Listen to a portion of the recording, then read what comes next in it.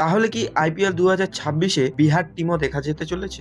খাও মা কসম। এর উত্তর হলো হ্যাঁ, কারণ বিহারে তৈরি হয়ে গেছে একটি দারুণ ইন্টারন্যাশনাল ক্রিকেট স্টেডিয়াম, যার উদ্বোধন হয়েছে 5ই অক্টোবর 2025-এ বিহারের মুখ্যমন্ত্রী নীতিশ কুমারের হাত ধরে। 90 একর জমির ওপর দাঁড়িয়ে আছে এই আধুনিক স্টেডিয়ামটি। খরচ হয়েছে প্রায় 633 কোটি টাকা। ছতলা আধুনিক প্যাভিলিয়ন, যেখানে 40,000 লোক আরামসে বসে ম্যাচ দেখতে পারবেন। এখানে আছে মোট 13টি পিচ, আর মাটি আনা হয়েছে মোকামা আর মহারাষ্ট্র থেকে। এখন প্রশ্ন হলো, এই স্টেডিয়ামে কি আইপিএল হবে? এটার উত্তর বেশ পরিষ্কার, হবে। কারণ বিসিসিআই এর নতুন লোকেশন এক্সপেনশন প্ল্যানে এই স্টেডিয়ামটি একদম ফিট বসে। আইপিএল এ কি এবার আলাদা করে বিহার টিমও দেখা যাবে? এটি নিয়ে আলোচনা জোর চললেও অফিসিয়ালি কিছু ঘোষণা হয়নি। তবে স্টেডিয়াম, ইনফ্রাস্ট্রাকচার আর লোকাল ট্যালেন্ট দেখে একটা কথা পরিষ্কার, বিহার এখন দাবি করার মতো অবস্থায় আছে। ভিডিওটি যদি ভালো লেগে থাকে অবশ্যই লাইক, শেয়ার এন্ড সাবস্ক্রাইব করে পাশে থাকবেন। ধন্যবাদ।